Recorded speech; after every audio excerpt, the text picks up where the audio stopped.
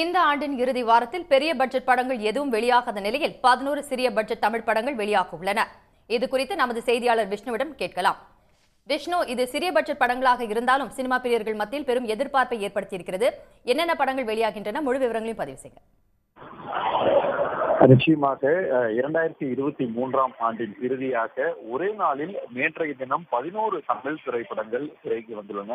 ஒரே நாளில் அதிகபட்சமாக இதற்கு முன்பு பார்க்கையில் ஒரே நாளில் 9 படங்கள் அதிகபட்சமாக வெளியாகி இருந்த நிலையில் தற்போது ஆண்டின் இறுதியாக சிறிய அளவிலான பட்ஜெட்டில் தயாராகக்கூடிய தமிழ் திரைப்படங்கள் 11 திரைப்படங்கள் ஒரே நாளில் நேற்று வெளியாகி இருக்கிறது.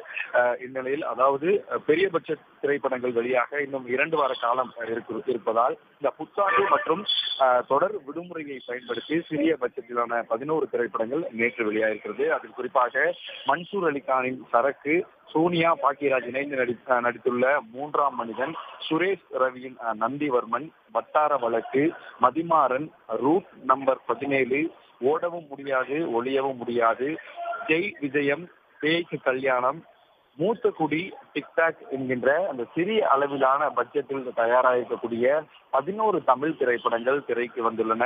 குறிப்பாக அதிகப்படியாக ஒரு நாளில் 9 திரைப்படங்கள் இந்த ஆண்டில் வெளியாகக்கூடிய சூழ்நிலையில் ஒரே நாளில் 11 தமிழ் திரைப்படங்கள் வெளியாகிருக்கிறது ஒரு முக்கியத்துவமானதாக பார்க்கப்படுகிறது.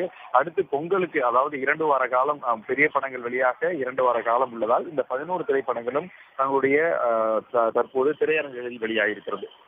உடனுக்குடன் செய்திகளை தெரிந்து கொள்ள சன் நியூஸ் பெல் ஐகானை கிளிக் பண்ணுங்க.